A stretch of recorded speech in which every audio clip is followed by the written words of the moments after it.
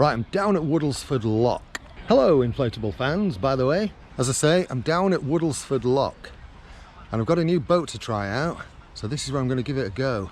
New boat! Woohoo! So that's it in the bag. If you want some scale, that's the Pumtech pump. There's my hand. Look how tiny that is. Right, got it all inflated. What this does lack is suitable sort of like loops to moor things onto, to lash things onto, but we'll give it a go. As you can see here, I've actually lashed the thing to the seat. Now I have attached a skeg mount to this, but I'm going to try it without the skeg. I'm going to try it with the original seat, and then I'm going to try it with the drop stitch floor from the GoPlus, just to see which is best really. So let's go for a paddle.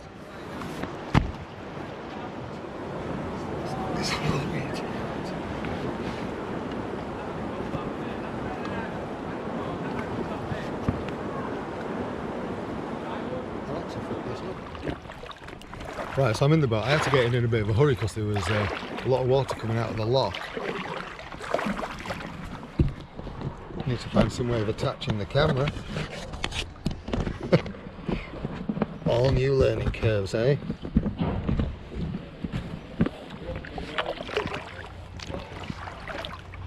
Now, I've already decided I don't like this without the skeg, and it was really weird getting into such a soft bottom boat. I'm going to turn the camera around in a second so you can see what I mean about the nose twitching around without the skeg. Alright, you ready?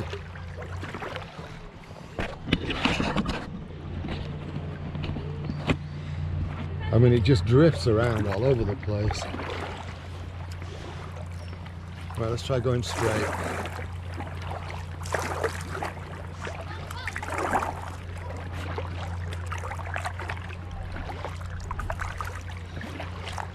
As long as you take relatively short strokes, you can get it going straight, but it really does feel weird. Actually, that's not too bad now. It's just a case of getting your stroke right, I think. It is weird being in something so soft as well.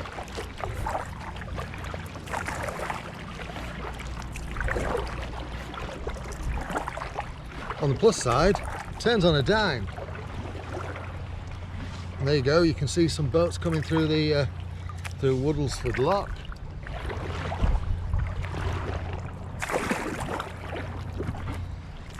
I think what I'm going to do is I'm going to pull back up, I'm going to put the skeg in and see what the difference is. But I might have to wait for those boats to finish.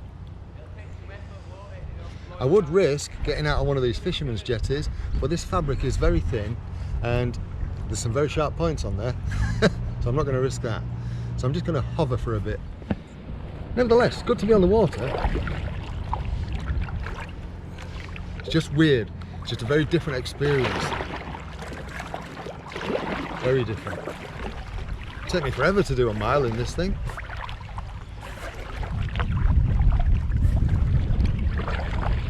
Like when you move around, oh, you feel like you're putting your hands right in the water.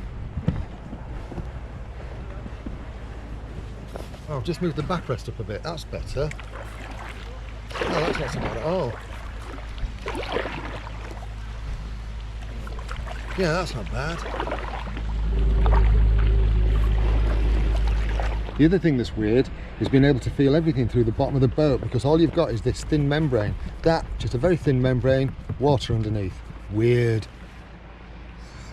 Weird. So I've pulled back up. What I'm going to do is I'm going to get this boat out and I'm going to try it with the skeg in and the drop stitch floor and see how that feels. There we go. Drop stitch floor inflated. Now this should make getting in and out of here a little bit easier. Let's give it a go.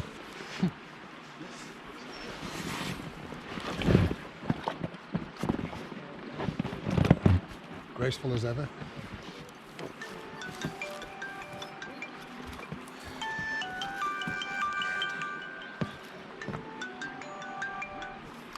Hey up dude, how are you feeling? Yeah, I'm alright. It's a lovely area this. but there's not an awful lot of space for parking and stuff. I'm not even parked in the car park. So I am actually on the water just trying this boat out, but I'm not going far, and this conversation is actually on film. Right, so I've got the skeg in, the drop stitch floor, and you know what? The nose of this is still a bit twitchy, but it is moving a lot better, and it does feel a lot better being sat on a more solid floor. Still turns pretty swift.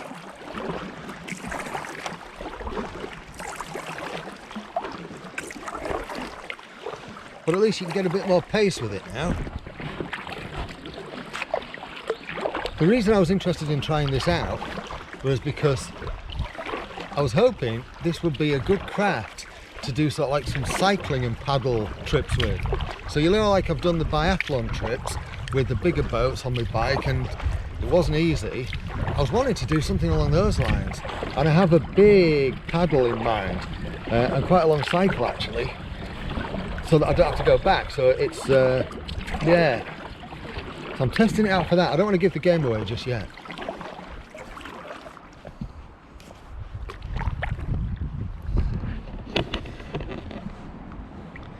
There are loads of ducks over there. Just for you, Mart. Just for you. In terms of where I am, this is the Aire Calder Navigation, I think. If I'm wrong, I'll put it on the screen. Did it appear on the screen? So one thing I can say about this is, and Raf told me the same, Raf's got a Packraft. Raf's got a Packraft. Yeah, he said that they're not a fast paddle. He's quite right. If you take long strokes, even with the skegging, that nose does move around quite a bit. So you're not going really straight, but it is straighter than without the skeg.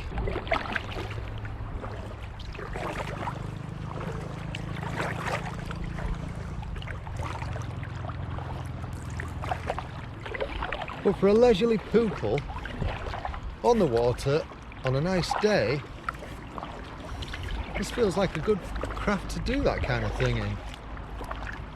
Definitely. You know, if you're not trying to get anywhere.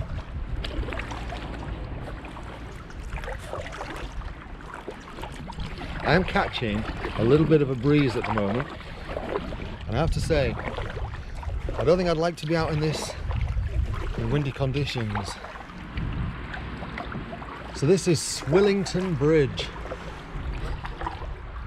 I do love it when you get the reflections from the water on the roof of the bridge. And yeah, we've got a pipe bridge up there too.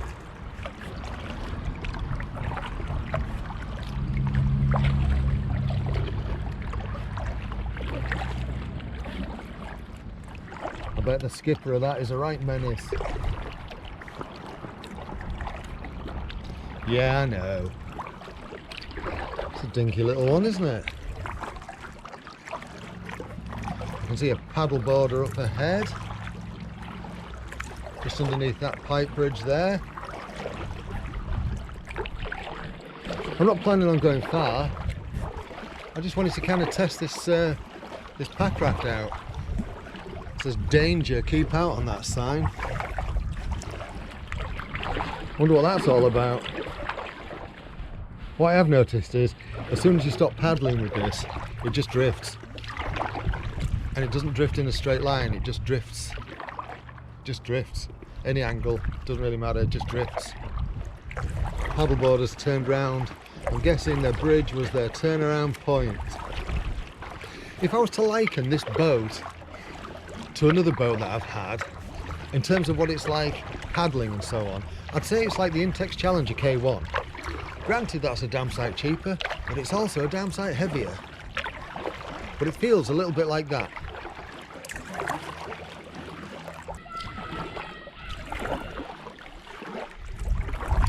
Well, I don't know what that was about, but it didn't sound very healthy, did it?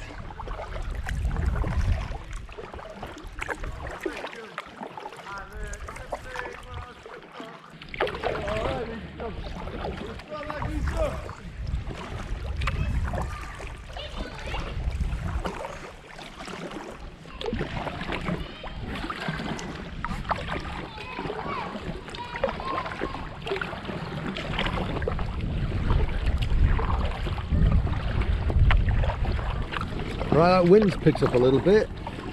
Getting a little bit of chop slap on the hull. The plus side, it's blowing against me. So at least it'll be behind me on the way back. Nice.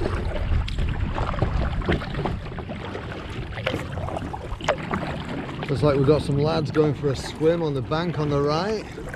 Either that or they're just sunning themselves. Alright.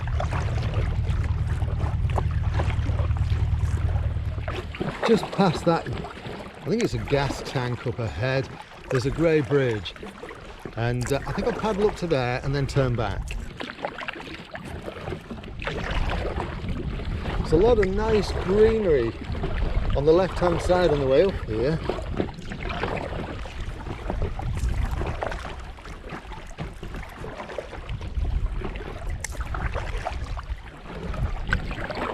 This is a big beast.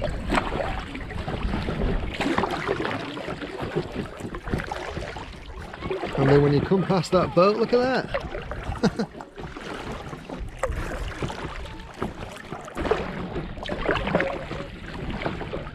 Now, I'm not sure whether that's another arm over on the left hand side there to the canal.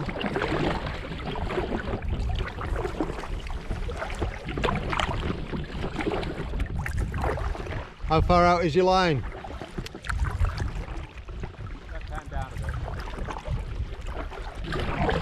Just had a chat with a nice fisherman who was sat on the bank, and he said that bit that I was wondering about, that's he said nothing, it's just an old turning point.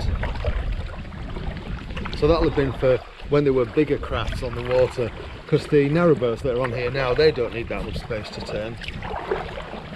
They just need a winding hole. Anyway, talking of turning points, we're not too far off mine here. As I say, the grey bridge coming up. I'm assuming these are gas containers. If anybody knows any different, let me know in the comments.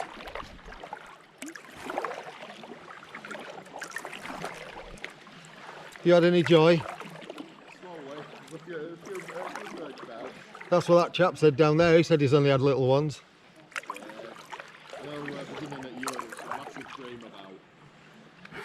But no joy today. To be honest, it's just bringing these to have a little go for perch. So yeah. This is Fleet Bridge. Up ahead on the left hand bank I can see a traffic light system. That does suggest there's another lock up there somewhere. Might as well go for a look-see, eh, while we're here.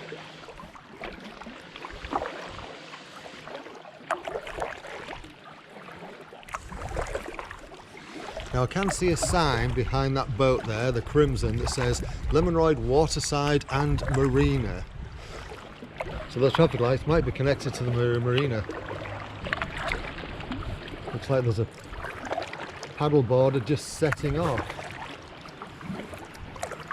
So I wonder where this is and whether it's another suitable launch point.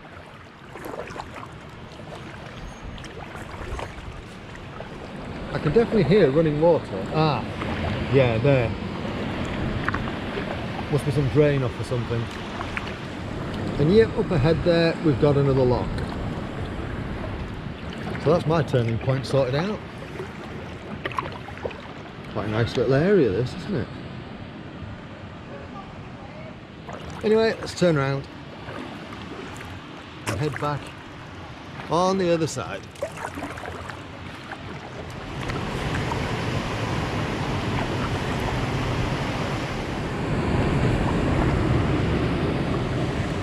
Now what I'm going to do now is put the camera in hyperlapse, and generally if the boat tracks straight, the hyperlapse works and you get some really smooth, fast footage. I have a funny feeling this won't, so if there isn't much hyperlapse footage, you know why. It means when I've looked at it, it's just going to make you feel sick as a viewer. Alright, let's do this. Well, nearly back at the launch point at Woodlesford Lock, Oh gosh, I've forgotten it. Woodlesford Lock. Woodlesford Lock. Yeah, that. What a doofus.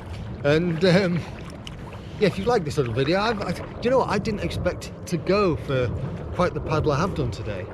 I just thought I'd come out and test this boat and so on, and actually I've enjoyed myself and just kind of gone on. So yeah, if you like this, you know what to do.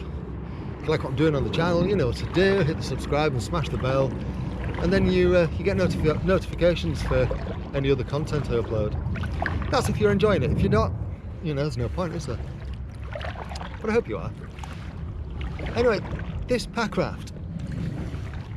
Do you know what? I have enjoyed this more than I perhaps thought I would. I definitely didn't think I would do quite such a long paddle today. But once I got going, I kind of got carried away, and I found I was quite enjoying myself. So yeah, I just carried on. And I guess that says a lot for the little boat, really, because it says it's been fun to paddle, and it has. Gotta say though, for me, adding the drop stitch flooring and the skeg, yeah, I don't think, without that, I don't think I would have been as far as I have. I'd have got fed up, and I think without the skeg and stuff, it's just good for short trips. But if you want to do a little bit of distance, you just need something that's going to give you the direction. So I think you do need to maybe attach a skeg. That's my thoughts anyway. If you've got any other thoughts, by all means drop them in the comments. And the drop stitch floor out the GoPlus, that GoPlus, it just keeps surprising me. I've even used the pump from that, which I slated in the review video for the GoPlus, to help inflate this. Because the pump that comes with this is really small, and that one's really big, and even though it's only a single action pump, it's all right for not overinflating this. You know, it's quite handy. The only thing I haven't found a use for out of the GoPlus yet is the damn paddle. Anyway, yeah, this Packraft.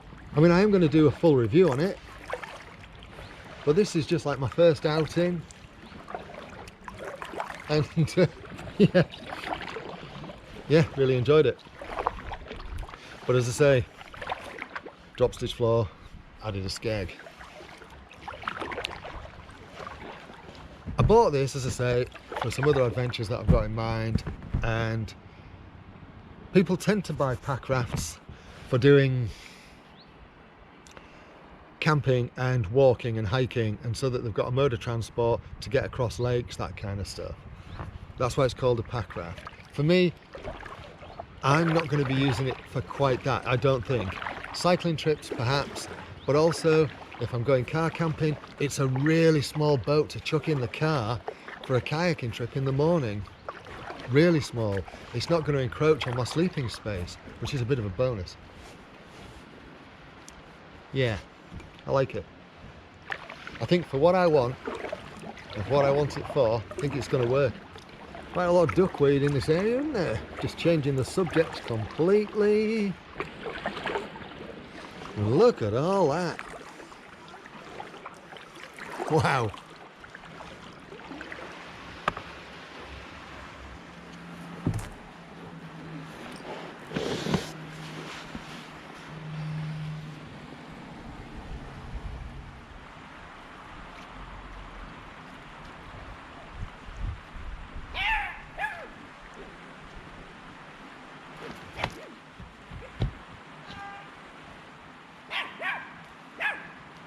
What are you chowing at?